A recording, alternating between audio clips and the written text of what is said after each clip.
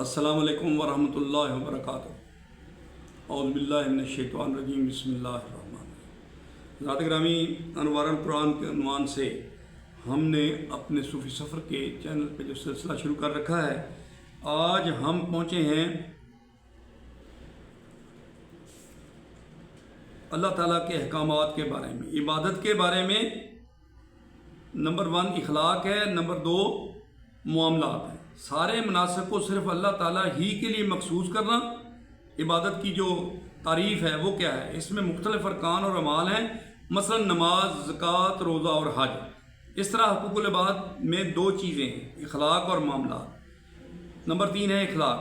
عقیدہ اور عبادت میں صحت اور پختگی کے نتیجے میں ایک مسلمان کی عادات و اعتقاد درست ہو جاتی ہیں اور وہ ہر شخص کو راحت پہنچانے کا سبب بن جاتا ہے اور کسی کے لیے ایذا کا سبب نہیں بنتا۔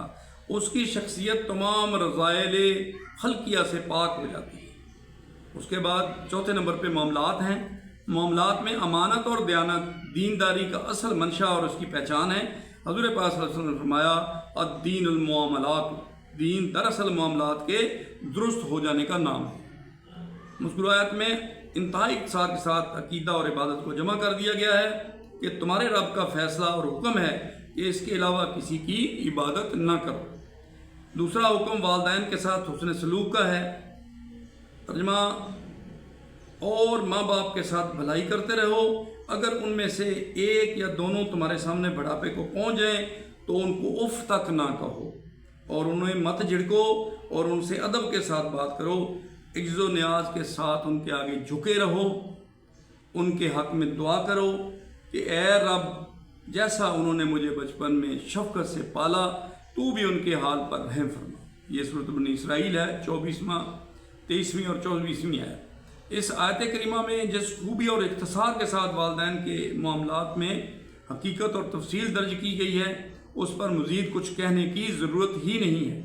بس یہ یاد رہے کہ قرآن مجید میں جا بجا احادیث مبارکہ میں ان گنت مقامات پر والدین کے ساتھ حسن سلوک کا حکم دیا گیا ہے۔ رب کی رضا، والد کی رضا اور رب کی ناراضگی باپ کی ناراضگی میں۔ اس مقام پر یہ وضاحت بھی ضروری ہے کہ اگر والدین ایسا حکم دیں کہ جس پر عمل کے باعث شرک یا اللہ کی نافرمانی کا پہلو نکلتا ہو تو ایسا حکم نہیں ماننا چاہیے۔ البتہ دینوی معاملات میں، دنیاوی معاملات اور معاشرت میں حسن سلوک بہرحال لازم ہے۔ تیسرا حکم ہے جناب اہل قرابت کے ساتھ صلہ رحمی کا۔ اللہ تعالیٰ فرماتا ہے سورۃ بنی اسرائیل میں 26ویں آیت ہے، اور رشتہ داروں، محتاجوں اور مسافروں کو ان کا حق ادا کرو۔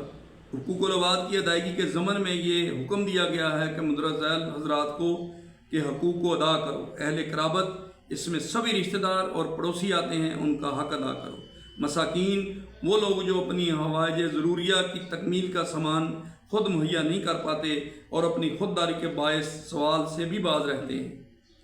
مسافر، دوران سفر جب آدمی غریب الدیار اور بے وطن ہو جاتا ہے تو بعض اوقات اس کو مالی مشکلات گھیر لیتی ہیں۔ ایسے میں اگر کوئی آدمی صاحب ضرورت ہو تو ان کی ضرورت پوری کرنے کا حکم دیا گیا ہے۔ چوتھا حکم ہے جناب فضول خرچی سے بچنا۔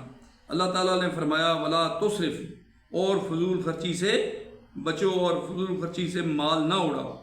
یہ بنی اسرائیل کی 26 نمبر آیت ہے۔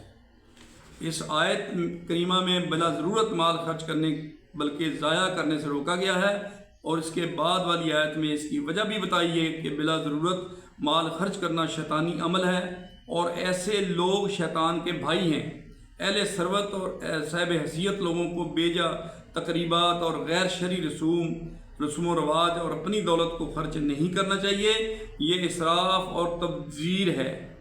آخرت میں ہم سے اس کی بابت باز پرس ہوگی۔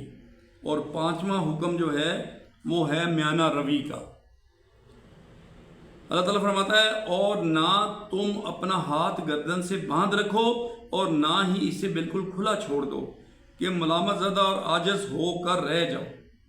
بنی اسرائیل 29ویں آیت۔ اس آیت میں محاورتاً بات کہی گئی ہے کہ نہ تو تم بالکل ہی بخیل بن جاؤ کہ کسی ضرورت مند کو بھی نہ دو اور نہ بلا وجہ خرچ اور اسراف کے باعث معاشی بدحالی کی راہ اپنے لیے کھولو۔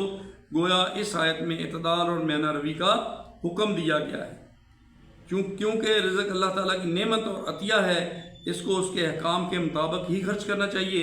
اللہ تعالیٰ چونکہ اپنے بندوں کے حالات اور ضرورتوں سے بخوبی آگاہ ہے، اس لیے وہ ایسے احکام دیتا ہے جو بندوں کی فطرت کے عین مطابق ہوتے ہیں۔ چھٹا حکم کیا ہے؟ مفلسی کے باعث اولاد کو قتل نہ کرنے کا حکم ہے۔ اللہ تعالیٰ فرماتا ہے وَلَا تَقْتُلُوا أَوْلَادَكُمْ خَشْيَةَ إِمْلَاقٍ، اپنی اولاد کو افلاس کے اندیشے سے قتل نہ کرو۔ بنی اسرائیل 31 میں آئے۔ قدیم زمانے میں لوگ افلاس کے خوف سے اولاد کو قتل کر دیتے تھے۔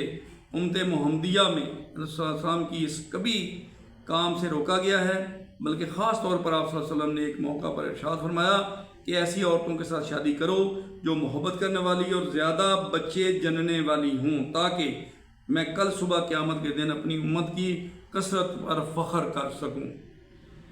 اس سائنسی اور میڈیا کے دور میں برتھ کنٹرول کے لیے کیے جانے والے اقدامات، اس کی تشہیر کے بارے میں بحیثیت مسلموں میں غور کرنا چاہیے۔ یوں معلوم ہوتا ہے کہ غیر مسلم ادارے تیسری دنیا خصوصاً مسلم ممالک میں برتھ کنٹرول کے ذریعے امت مسلمہ کی تعداد کو محدود کرنا چاہتے ہیں، جبکہ ترقی یافتہ ممالک اس کا تصور تک نہیں ہے۔ جہاں تک افلاس اور وسائل کی کمی کا معاملہ ہے، باری تعالیٰ اس بارے میں ارشاد فرماتے ہیں نحنو نرزقہم وإیکم، ان کو اور تم کو ہم ہی رزق دیتے ہیں۔ بنی اسرائیل کی 31 میں آئے۔ ساتواں حکم ہے زنا سے بچنے کا۔ ولا تقربوا الزنا انہ کان فاحشۃ، زنا کے قریب مت جاؤ کہ یہ بے حیائی ہے۔ بنی اسرائیل کی 32 نمبر آیت ہے۔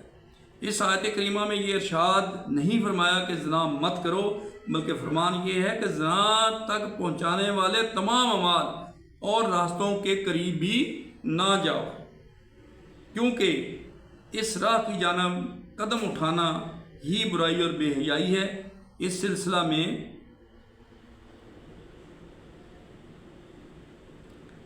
میں حد یعنی سزا کا ذکر سورۃ النور میں ہے، اور 8واں حکم جو ہے وہ قتل و غارت سے بچنے کا ہے۔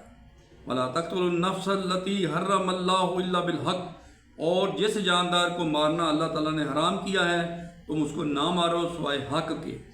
یہ بھی بنی اسرائیل کی 33 نمبر ہے۔ اس سے قبل سورۃ البقرہ میں قتل کا سزا کا ذکر ہو چکا ہے۔ یہاں ایک بات کا اضافہ کیا جاتا ہے کہ حق کے ساتھ قتل کا جواز ہے، کیونکہ ہر جان اللہ کے ہاں محترم ہے، البتہ قصاص، رجم، ارتداد وغیرہ کے مواقع پر جہاں شریعت نے اجازت دی ہے حکم علیحدہ ہے۔ 9واں حکم یتیم کے مال کی حفاظت کرنا۔ وَلَا تَقْرَبُوا مَالَ الْيَتِيمِ إِلَّا بِالَّتِي هِيَ أَحْسَنُ، یتیم کے مال کی قریب بھی نہ جاؤ علاوہ اس راستے کے جو بہتر ہے۔ بنی اسرائیل کی 34 سورۃ النساء میں اس کی تفصیلات بیان فرمائی گئی ہیں۔ 10واں حکم کیا ہے؟ اوفوا بعہدی ان العہد کان مسعولا، وعدے کو پورا کرو کیونکہ وعدے پورے کرنے کے بارے میں ضرور باز برس ہوگی۔ بنی اسرائیل کی 34 نمبر ہے۔ ایفائے عہد کا مسئلہ انفرادی اخلاقیات کا نہیں بلکہ قومی، ملکی اور اجتماعی معاملات اس کی زد میں آتے ہیں۔ اس مسئلے میں ہم پاکستانیوں کو خصوصاً غور کرنا چاہیے۔ من حیث القومہ، ہم نے اللہ تعالیٰ کے ساتھ اس بر صغیر کی تقسیم کے وقت یہ عہد کیا تھا، اور اگر ہم نے ایفائے عہد نہ کیا اور یقیناً ہم ایسا نہیں کر سکے تو ہم اللہ کے حضور کس طرح جواب دہی کے لیے کھڑے ہو سکیں گے۔ اور 11واں حکم جو ہے وہ ناپ تول کے بارے میں۔ وَأَوْفُوا الْكَيْلَ إِذَا كِلْتُمْ وَزِنُوا بِالْقِسْطَاسِ الْمُسْتَقِيمِ، اور جب کوئی چیز ماپ تول کرنے لگو تو پیمانہ پورا بھرا کرو، اور جب تول کر دو تو ترازو سیدھی رکھو۔ بنی اسرائیل کی 35 نمبر۔ اس کے بعد سورۃ اعراف میں قوم شعیب کی تباہی کے اسباب کے ذیل میں یہ ذکر ہو چکا ہے کہ وہ قوم ناپ تول میں کمی کے گناہ کی پاداش میں ہلاک کی گئی تھی، کیونکہ یہ معاملہ فرد کا نہیں بلکہ پورے معاشرے اور حکومت کا بھی ہے کہ وہ تجارت میں گاہک اور دکاندار کے درمیان لین دین ماپ تول کے نظام کو عدل و انصاف کی بنا پر درست رکھے، اور یہ اجتماعی خوشحالی کا ایک بنیاد بھی ہے۔ 12واں حکم اعضائے رئیسہ کان، ناک اور دل کی حفاظت۔ ترجمہ ہے کسی ایسی چیز کے پیچھے نہ لگو جس کا تمہیں علم نہ ہو، یقیناً آنکھ، کان اور دل سب ہی کی باز پرس ہوگی۔ بنی اسرائیل 36ویں نمبر ہے۔ اس آیت میں جو ہدایت ہے اس کے ذریعے معاملات زندگی میں تمام خرابیوں کو انسداد کیا گیا ہے جو یقینی علم کی بجائے ظن و تخمین کے بنا پر پیدا ہوتی ہیں۔ گویا عمومی زندگی میں افواہیں پھیلانے، تہمت اور الزام تراشی کرنے اور غیبت اور بدگمانی سے بچنے کا حکم ہے۔ نیز اعتقادی معاملات میں اوہام پرستی کو بھی اس کی بھی بےخونی اسی سے ہوتی ہے۔ اب 13واں حکم جو ہے وہ ہے اطراء کرنا چلو۔ ترجمہ ہے زمین پر اکڑ کر نہ چلو، کیونکہ تم زمین کو نہ تو پھاڑ سکتے ہو نہ پہاڑوں کی بلندی کو پہنچ سکتے۔ متکبر چال ڈھال جو ہے اور اکڑ کر چلنے سے منع فرمایا گیا ہے۔ یہ بنی اسرائیل کی 37ویں نمبر آیت ہے۔ یہ حکم زندگی کے تمام شعبوں پر محیط ہے کہ چال ڈھال، لباس، پوشاک، سواری اور مکان، الغرض ہر شے میں انکساری اور عاجزی ہونی چاہیے۔ ان احکام کے ذکر کے بعد ایک عمومی قاعدے کا ذکر کیا گیا ہے، اور یہی گناہ کے کام نہیں بلکہ اس کے علاوہ بھی ہر وہ چیز جس میں برائی اور کراہت کا کوئی شائبہ پایا جاتا ہے وہ اللہ تعالیٰ کے ہاں ناپسندیدہ ہے۔ اور یہ ساری باتیں جو انسانیت کی معراج تک پہنچانے والی ہیں نبی اکرم صلی اللہ علیہ وسلم پر وحی کی گئی۔ اللہ تعالیٰ فرماتا ہے ذالک مما اوحی الیک ربک من الحکمۃ، یہ وہ حکمت کی باتیں ہیں جو تمہارے رب نے تمہارے اوپر وحی کی ہیں۔ بنی اسرائیل کی 39 نمبر ہے۔